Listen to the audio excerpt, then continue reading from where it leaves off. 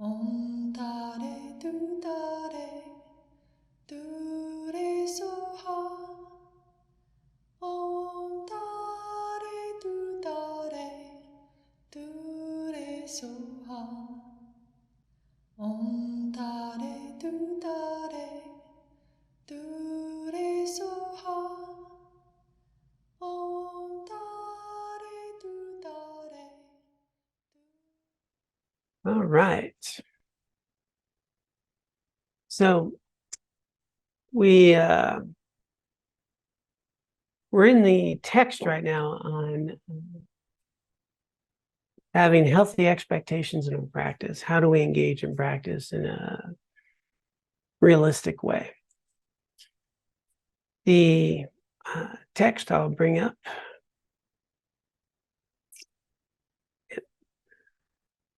where we left off, for those of you here last week, talking about how we can be a bit erratic in our practice. We could get inspired. Yeah, I want to do this, and then it kind of fades out. Or get unrealistic. I'm going to be enlightened. Right away. Should be a couple retreats, maybe a couple follow-up workshops. Should be enlightened. Or falling into that, this is just too much.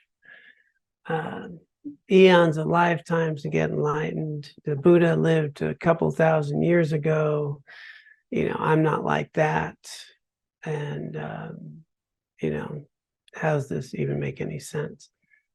And so we can be up and down with our practice, our inspiration. And, just to be truthful, I've been doing this for a little while. Most people have ups and downs. They're inspired, they're not so inspired. I'm interested in meditating, I don't want to meditate. That's going to be a normal process. And so the advice that's being offered here, where we left off, is pop that back up, is this hybrid approach where we're motivated, we're enthusiastic, want to learn, but we're relaxed, we're patient. These practitioners seek awakening quickly for the benefit of all beings, but accept that it will take a long time to become Buddhas and are willing to practice however long it takes. So it's this very balanced approach. We talked about last week, doesn't need to take a long time. We might be pretty close. Who knows? But it might take a long time. So with this in mind, say, thinking, well, is it a good use of my time? I mean, that's the relevant question. Is this a good use of my time? And that's where I believe personally that if these teachings or practices and methods are helpful, they can be helpful right now. There's not some faraway date, doesn't, not when I'm a Buddha, but rather, can this help me be more productive right here in my life right now in ways that are meaningful? And if that's possible, well, why wouldn't I just be more skillful in how I live? And here I think it's valuable to see what's happened in modern Western psychology and neuroscience and so forth, as they're starting to recognize that many of these teachings are not religious at all. It's just the science of the mind, how I elaborate, how I exaggerate. Cognitive behavioral therapy is kind of rudimentary Buddhism. It's just thinking errors, how we catastrophize, how we exaggerate. And what's being applied is how these fundamental, skillful techniques of being more present, being more accurate about how we live, and engaging in the world with this open-hearted, skillful methods make our lives better right now. So this is being incorporated. I work in that field a bit, and just across modalities, the same types of things are being found to be beneficial. So if I can sit here and go, okay, well, is my suffering because Jimmy is treating me badly? Or is my suffering because I don't like the way Jimmy treats me? Or is my suffering because I think Jimmy should be different? Or why am I suffering when Jimmy's not even in the room? I'm just thinking about Jimmy. Well, I start to think, wow, how much of my suffering is how I'm attending to something rather than the event itself? How much of our suffering has to do with how we're attending to something rather than the event itself? And that is all about my mental aspects. I can be pretty happy right now, and then you remind me that so and so did this to me, 2 years ago, and now I'm upset, or I see someone and triggers something. However, in this moment, none of that is happening, and had I not paid attention to it, I wouldn't be suffering. But something reminded me, now I'm suffering. We start to recognize then that a vast amount of our mental and emotional suffering has to do with how I'm attending to my experience and what I'm attending to. Am I attending to the one thing that went wrong today, or the 1,000 things that are going well? Right? I can walk and talk and breathe. Breathing's pretty cool. And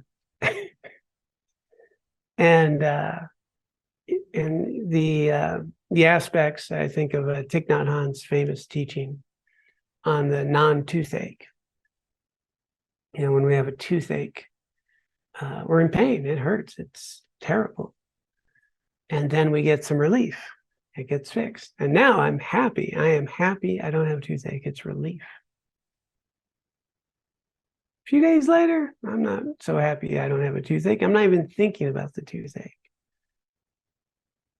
And he's making a point. Wow, why wouldn't you be happy that you're not suffering now? Why does that go away? And so, am I attending to everything that is functional and healthy and well in my life? Or that one thing? And then I might even say something pretty ridiculous, like, this is a terrible day. Is it a terrible day, or is there something terrible that happened today? And in this terrible day for me, how many things went well? Is the day terrible, or is this event a difficult thing to deal with? You can see how, as I get more accurate with the experience, you're immediately going to eliminate a lot of suffering, which is a skill that has to be developed, because our minds can pretty much go to what didn't go right today. And I can take for granted I don't have a toothache. And I'm not always paying attention to the fact that, what a gift it is that I can walk, or that I have food and clothing, shelter, all these things. And what's fascinating is that in this process, I can have the abundance that we all have in our lives. I'm pretty confident all of us here, those of us attending online or physically here, have an incredible abundance. We have roof over heads, we have food, we have clothing, we have shelter. We might have a nice thread count on our sheets. Probably can change the temperature in our house. And yet I can be unhappy.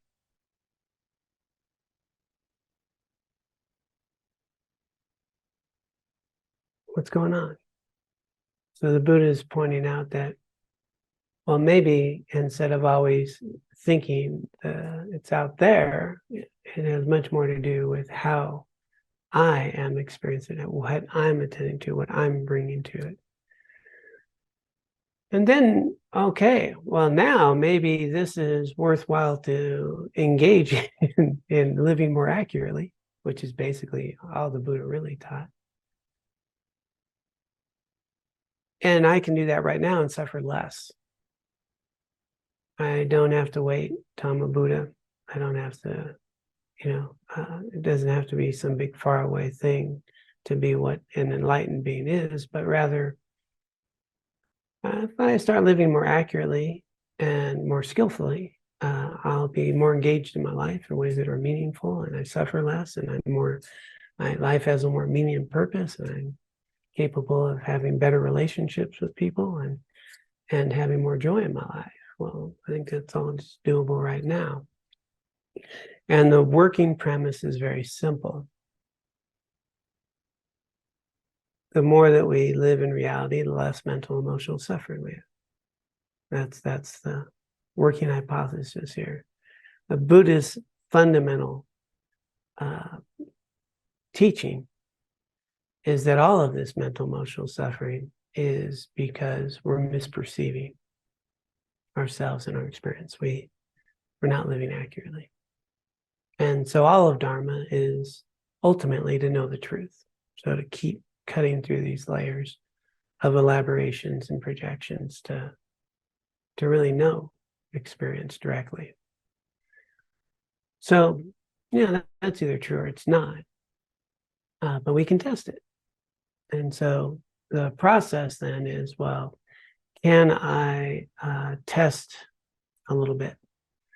And then as I test a little bit, I might find some benefit, and then, okay, then it's worth some more. Then it's worth some more.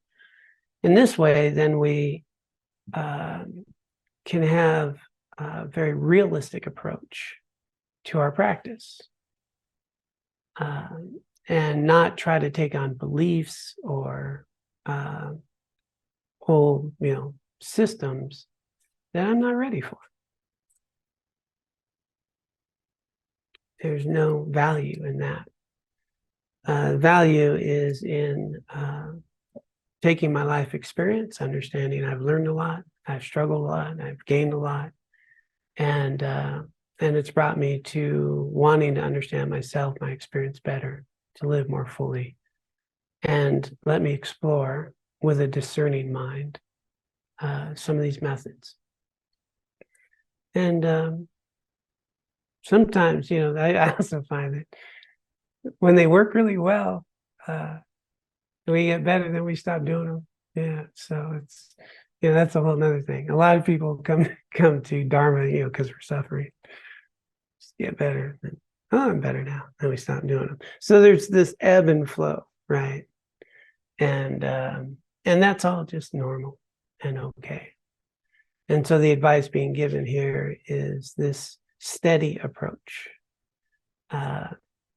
And my encouragement is to always explore and test, verify. That's where we're going to get the resiliency, to do these things when I don't want to, because it works, because it makes sense. It's something I can lean into. Blind faith not going to help anyone. So it's our little opening. So it's this relaxed, it's this journey. We're on a journey. And we'll pick it up here. His other advice. To illustrate the necessity of gradual training, the Buddha used a simile about a thoroughbred colt. At first, the colt is completely wild, so the trainer must get him used to wearing a bit. Because it is something the colt has never done before, it is obviously uncomfortable, but with constant repetition, gradual practice, he gets used to it and is peaceful when wearing the bit. At that time, the trainer introduces the harness, which is new to the colt. Again, the colt tries to throw it off, but with repetition and practice, he eventually becomes used to it and wears it happily. Now the trainer progressively trains the colt to keep in step, run in a circle, prance, gallop, charge, and so forth. The colt initially resists each new step, but eventually becomes familiar with each task and masters it. When the colt is thoroughly trained and able to do many things that he could not do before, he is fit for the king. Similarly, when we train as Dharma practitioners, we will come up against many things that are unfamiliar. We may be incapable of doing them at present, be afraid of them, or lack the confidence to try them.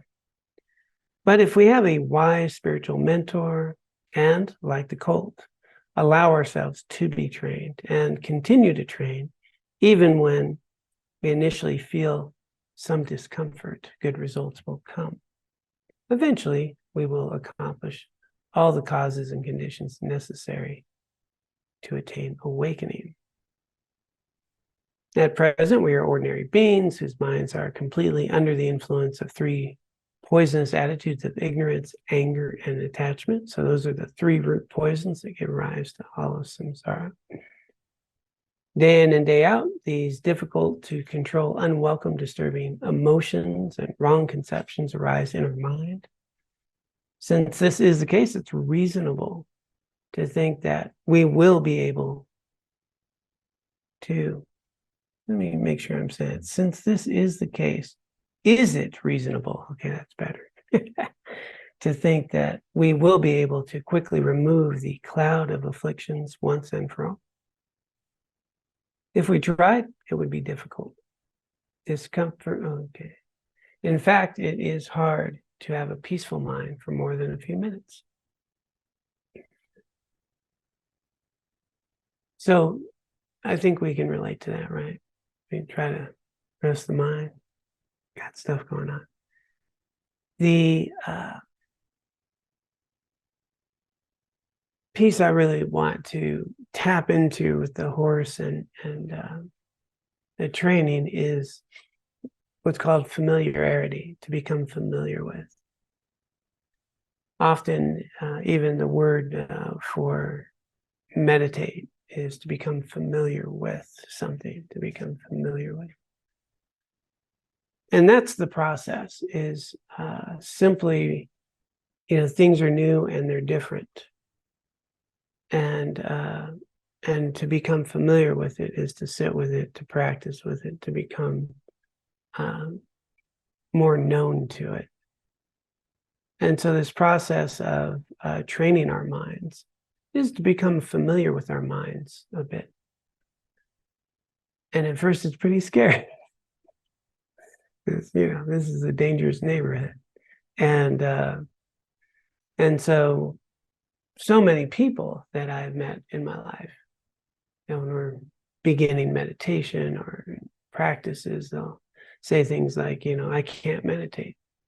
My mind's too busy. Which is why you need to meditate, right? But it actually seems to make sense to them. My mind is too busy to meditate, as though I should just be able to sit down and meditate like everybody else can do that. Instead of nobody sits down and thinks, I should sit down and be able to play the trumpet. Never had a lesson, right? If I practice and take some lessons and work at it and do the things that you would learn, I might be able to play a trumpet. Meditations like that as well is the reason this thing is so busy and out of control. I can't meditate is I haven't trained yet. I haven't sat yet. And so when we sit, initially 5 minutes, 10 minutes. I remember back when I started in 1999, 10 minutes felt like an hour. It was, oh my God. It was painful. But I was in enough pain that I was willing to do it every day for 10 minutes. And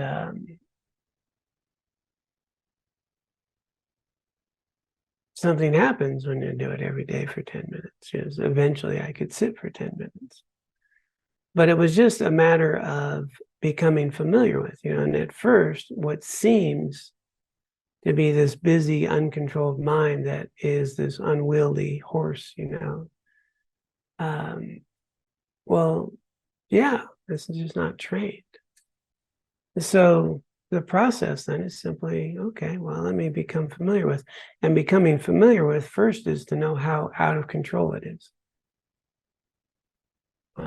We have in one of our teachings a practice called awareness of unawareness. And that's where we invite people to catch yourself being unaware, which I think is more productive than trying to be aware, because I'm trying to be aware and I'll forget. But when you catch yourself being unaware, it's very pithy. It's like, I notice, like, if I'm pouring like a cup of coffee in the morning, then there's some drips, right? Well, why is there drips? Well, because I stopped paying attention to pouring. I'm already moving on, and I start, well, wait, I'm not even paying attention to this. And then I start catching myself. Well, what am I not paying attention to? And I start noticing, wow, much of my day, my mind is taking off without me choosing. And so becoming familiar with first how messy it is. And that's quite disturbing. So a lot of people initially, when they go to meditate, see a busy mind, but it's just because now they're aware. It's not any busier. I'm just noticed. And so now the process then becomes to start methodical, productive practice, little bits at a time, not too much, and slowly cultivating our attention, cultivating these practices, becoming familiar with it. What's the right posture? Becoming familiar with that. You're receiving a teaching, becoming familiar with it. And so as we do anything repetitively, it becomes habitual. It's like, many of us driving a stick shift, you don't even have to think about it now. But it was once very awkward. So familiarity is this process. It's interesting, I'm just sharing my personal reaction. I didn't like the horse analogy, just saying, because it seemed like he kept constraining the horse, but it's really about freeing the horse. And so that's the journey here, is that as we become familiar, we have more freedom with it. And it's not adding something constricting, but much more of allowing some freedom and not being a prisoner of the wild, raging horse. I'm just going to pause there for a minute, see if anyone had any thoughts or questions before we pick back up on the text there. Give me a chance to drink something. I have a question about training. It's somewhat unrelated, but I've been wondering about it for a little while. And that is when a Buddha becomes reincarnated, say, for instance, the Dalai Lama, why does that person still need training? Okay, so what we would say is, a fully enlightened Buddha, they would say, can manifest in many forms and don't need much. And I'm going to step aside from His Holiness because that's a whole realm beyond my thing here. But what is said, and His Holiness has said, that as just human beings with some good realization that have trained and went from one life to the next life consciously, right, like a tuku, that the imprints are there, and they'll need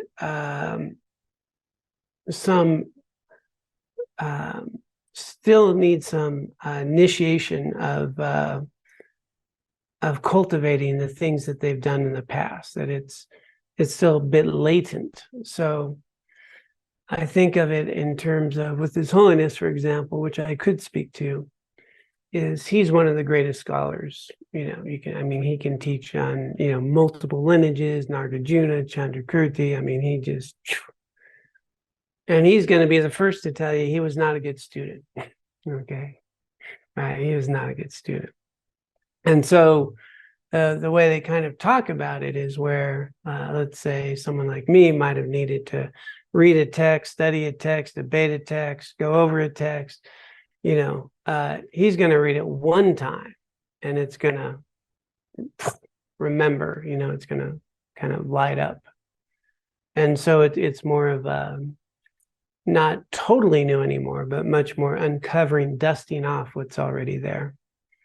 And so even though his studies were not, in his mind, very rigorous, it's just comes to life much easier.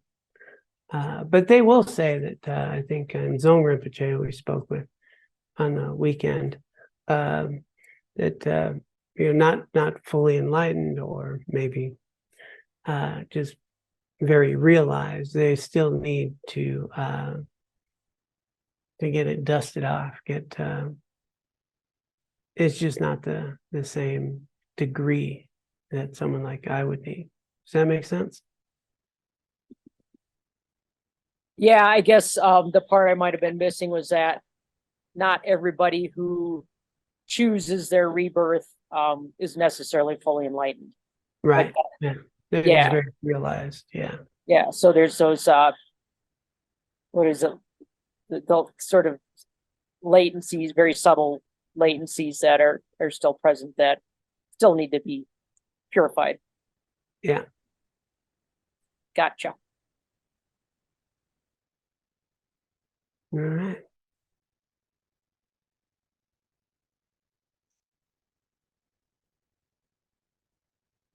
So no matter what field of knowledge we want to master, we cannot learn everything at once. We must study step by step and progress gradually. This also applies to gaining transcendental realizations, which are beyond our ordinary understanding. Eliminating afflictions depends on generating strong counterforces to them, and this requires time. These counterforces are virtuous qualities, which are cultivated gradually, each successive step depending on its own causes and conditions. It is fruitless to expect an outcome without creating the causes that will produce it.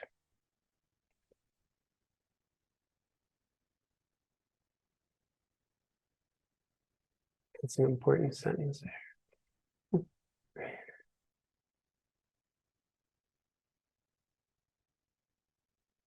Fruitless to expect an outcome without creating the causes for it, right?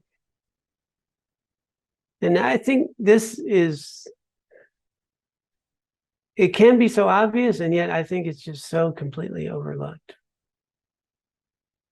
If you want an orange tree, you need to plant orange seeds. Want an apple tree, you need to plant apple seeds. How come if I want inner peace and well-being, I'm cultivating anger, resentment, or jealousy? I want a mind that's trained, but I don't want to actually meditate. That's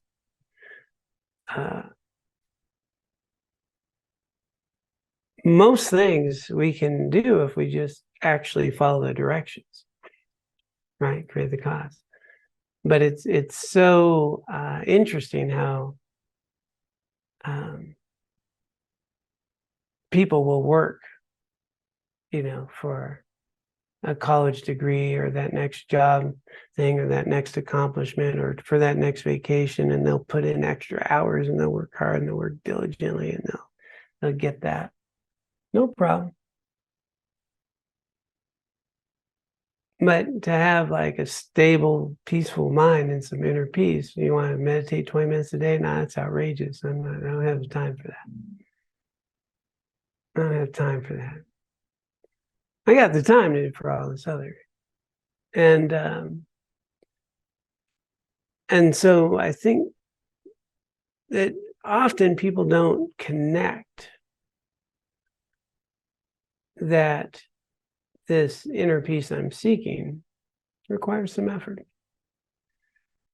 It's available. Nobody's exempt from it. The only reason I don't have it is I'm not planting that seed.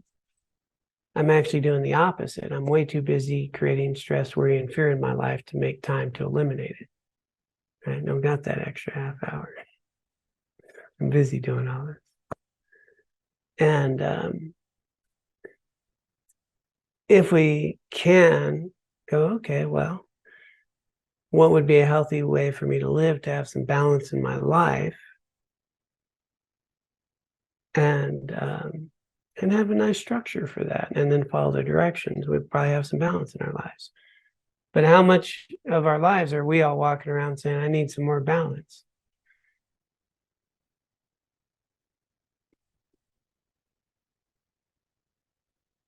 I'm not planting the seeds. The beautiful thing about that is that it's just that simple. Well, let me go back to, okay, if I would like this kind of life, how does that happen? Create the causes for it. And it's true of whether, me talking about building a house, not going to get me a house. I'm going to have to go build it. Me talking about philosophical deep things, not going to change my life, actually following through will. So what's being pointed out here is this, do we have some unrealistic ideas of outcomes and how things should be different than they are?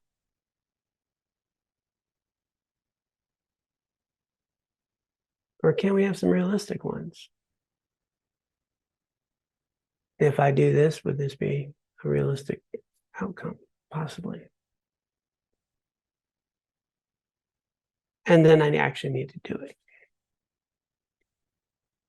On the path to awakening, it behooves us to study the teachings well, so we'll know how to create the specific causes and conditions for our spiritual goals and the order in which to do the various practices. Then we can practice with delight and enthusiasm, knowing that realizations will come when all the causes and conditions are assembled. Greeting each day with the thought, will realizations finally come today? Will only make us, oh, no, okay. Wow, that sounded so good at that point. Greeting each day with the thought, will realizations finally come today? Will only make us agitated. Such impatience is the opposite of the attitude necessary for our practice to be effective. To grow peas, first we till the ground, fertilize it, plant pea seeds in the springtime, and then water them. When this has been done, we relax and we give the seeds time to grow. We don't dig them up every day to see if they have sprouted yet. Instead, we remain content knowing that they will grow in their own time. Once at a large public teaching, someone asked me what the quickest and easiest path to awakening. Once at a large public teaching, someone asked me what was the quickest and easiest path to awakening. I began to weep because I sensed that the person wanted to attain a lofty goal without engaging in the process of getting there. Thoughts of great practitioners such as Milarepa flooded my mind. They practiced joyfully, even under difficult conditions, because they wanted to attain awakening for the benefit of all sentient beings.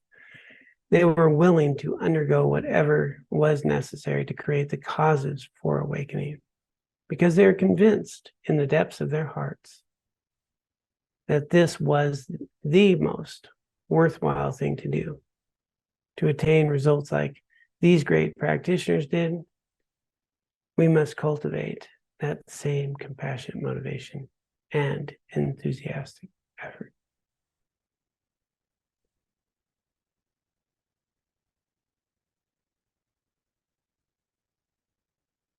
I think just, it's pretty normal as humans to try to fit Dharma into our life.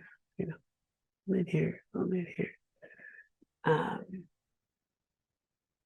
And for it to really get the ultimate results, at some point it needs to become our life. When I thought about that, I was, some of you know a bit of my story, and I had lost my daughter for many years. I found her when she was 8.5 and got to raise her. Since then, I became a dad and found my daughter. A beautiful, beautiful opportunity. And I kept trying to fit her into my life, her schedule, her things, stuff to do. And it was a struggle, single parenting. Until one day I realized, she is my life. And then everything was easy. No, she's first. That's first. This is my life. And that's the shift that at some point can happen within us in this practice. And when that happens, then it's just so much easier. That's where the delight comes. That's where the ease comes. And it doesn't mean, we're locked down in a cave, or we're, have to do X amount of hours of practice. Matter of fact, that can be the opposite of Dharma practice. It's having a balanced, engaged way of living in the world with virtue, with some compassion, with a mind that we're more attentive and present with.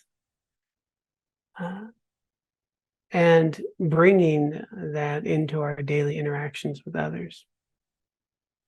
It's not forceful of, X amount of, practices. And it's much more of really seeing the interdependence of us with others, and how people are trying to find their way just like me, and how we're sharing this experience, and that everyone that I meet and everything I do and everything that happens is actually an opportunity to grow, for me to learn, for me to develop some more resiliency, for me to add to the world. Now, I think that's just true. I don't even know if anyone would debate me on that. And is there any event in your life that doesn't offer you an opportunity to improve yourself? I think that's a valid thing. I may not want to do that, or may not even be thinking about it, but that's the way of a Dharma practice, is that everything that is happening in this experience is really an opportunity to improve myself, the world, the experience, be helpful in some way. That's the kind of flow where it becomes more delightful, even in difficult times, because now it's okay, how am I going to learn from this? How am I going to improve the situation? We're no longer a victim. It removes the whole victim piece. So at some point, that can happen. But too many people will think, well, I'm not like that all the time. And then I beat myself up for not being like that. And, there we are in this cycle. I should be, when we have to meet ourselves where we're at, we're conditioned. We have all this conditioning. It's been a journey. And what we're doing is planting the seeds. And we'll get a little better at it. And I'll get a little more resilient, and this will be a little more skillful. And but sometimes I'm just gonna walk down, watch Netflix, and eat some bonbons, and that's gonna be all right too. Does anybody eat bonbons anymore? Is that an old thing? I don't know. Any of you eat bonbons out there? What's a bonbon? Okay, enough said.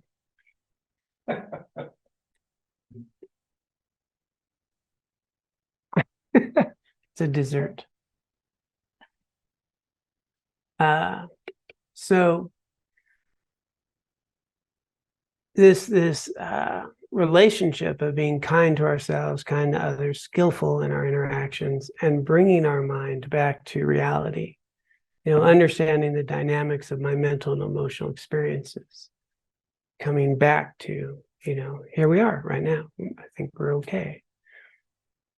How am I attending to this moment, and how can I do so in a meaningful way? This is something that we cultivate over time, and that's what's being offered here. And to not fall into the trap of trying too hard and too forceful, to not be like too rigid, and then of course to be gentle with ourselves. Instead of thinking I should be like that, recognizing how far I've already come to be here. I think in the West, that's the biggest journey, is our own self-critical mind for ourselves. And so, as the analogy here is that we plant the seeds, we fertilize it, we let them grow. And at some point, a little more often, I'm more accurately engaged in the world. A little more often, I'm more skillful in my responses. The Dharma starts becoming a natural way of being, a part of my experience. And Dharma just simply being truth. And so the advice here is really to have realistic expectations. Know that some days will be in, some days not so much, some days, the ups and the downs. But the consistent practice as best we can will let those roots go down. The sprouts will come. And the guidance that we receive is going to be critical. And I think the point I wanted to get to today, beyond all this, is to not see this as far away things, even though it's a slow developing thing. We're already a lot better than we used to be, right? We're already. And if we think of, I have some images above. I have some of my teachers. We have the image of the Buddha here. We have His Holiness. And they can seem like people not like me. Yeah, pretty easy for them to be like that. I'm not like that. And that's where it's nice to have good role models that we can see in our everyday life, of people who are kind, who are loving, who are living fully. That we have teachers, we're just with Dzong Rinpoche. Granted, he's a Tibetan, but Alan Wallace and Jitsuma Tenzin Palmo, they're up here, Westerners, born here. Matter of fact, Alan Wallace was born same town I was, Pasadena, California.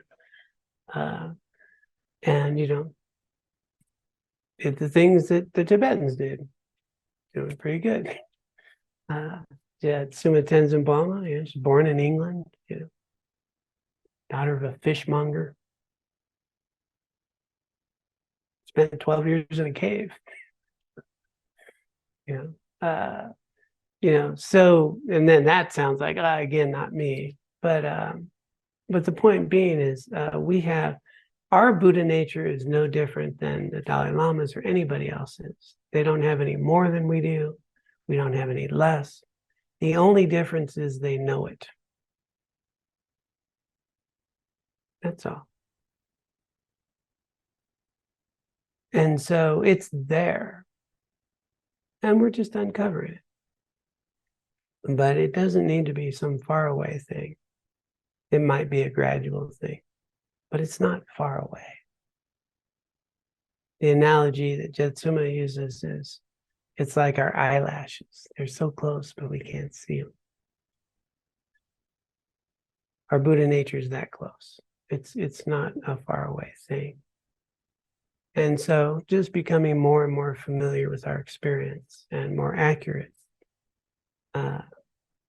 allows those, those obscurations to drift away. All right, well, I think that's a good place to pause and see if anyone has any thoughts, questions, comments, insights, jokes.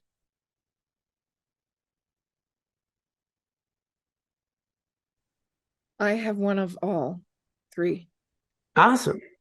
at once. Wow, at once. In one question. What if I die before I get there? I mean, the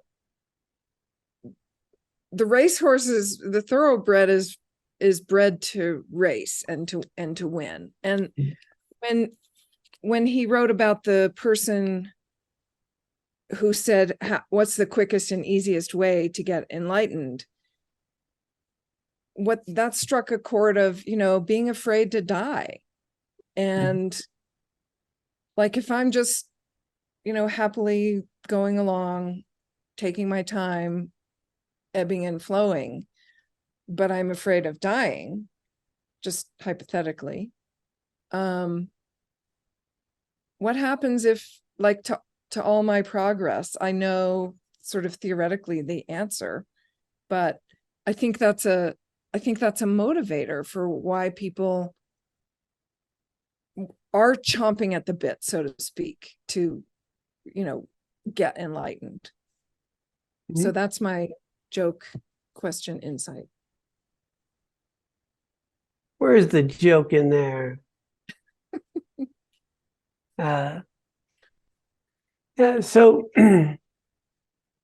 the preparatory practices that we do inspire us to not waste time, right? I mean, that's why we reflect on death. We know that we have a limited time. So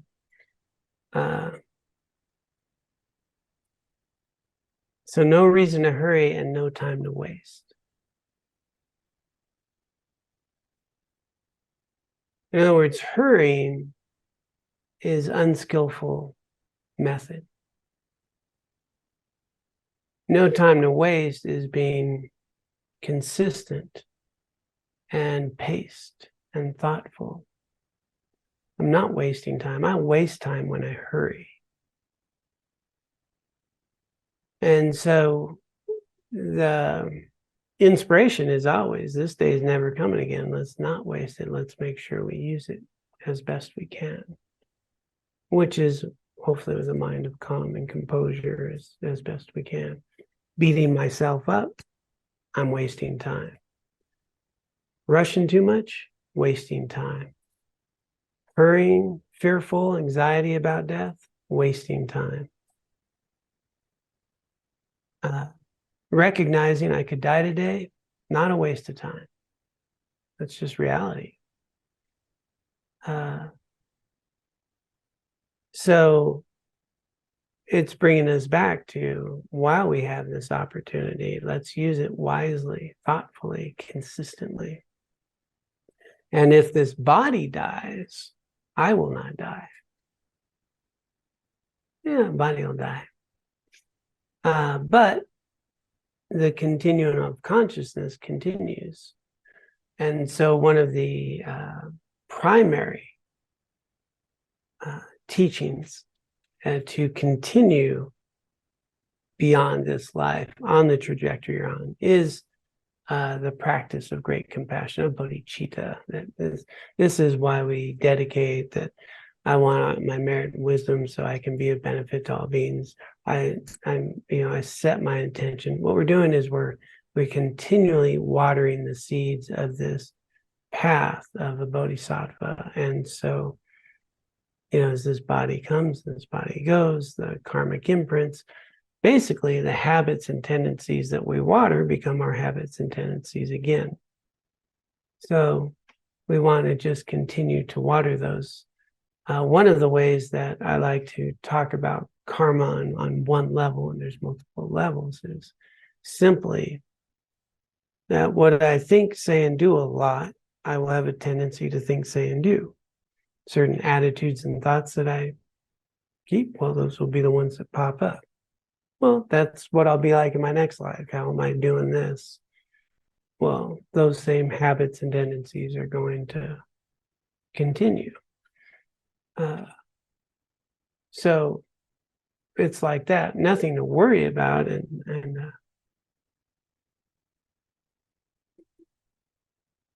think of it as Alan Wallace who said, death's inevitable. And so it's a little bit neurotic to fear the inevitable, which I'm not sure I agree entirely about that, but it got my attention. That said, yeah, it's, the cause for my death is my birth. And yeah, so that'll come and go. But whether we believe in a next life or not,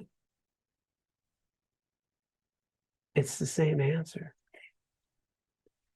While I'm alive, why not live skillfully in ways that cut through misperception, misunderstanding, and create suffering in my life? I'll be happier right now. And if there is a next life and there's this whole Buddhist, enlightenment thing, I'll be set for that too. It's a no lose proposition.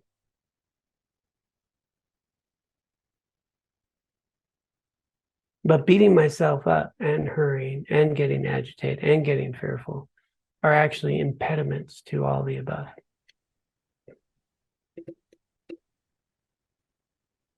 But we still need a little spur under our butt to keep going, right?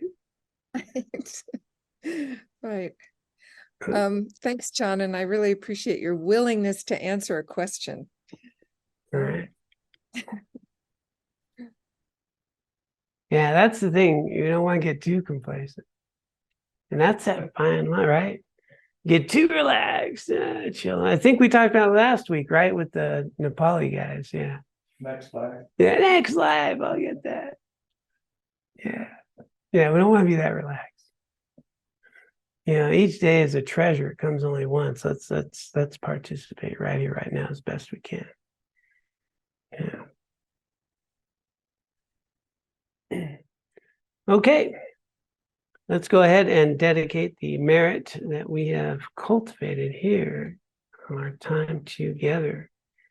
Taking just a moment to recognize there's many others all around the world, all different faiths, spiritual traditions, and some of no spiritual traditions that have been engaged in kindness and virtue and benefiting others.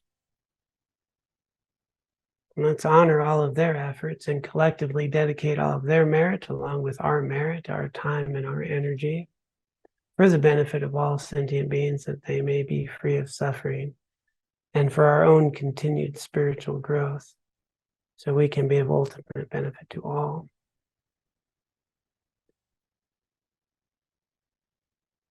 Let's dedicate.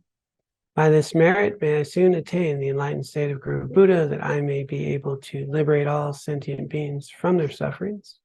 May the precious Bodhi mind not yet born arise and grow. May that born have no decline, but increase forevermore. Om Tare Tu Tare Tu Re Soha. Om Tare Tu Tare Tu Re Soha.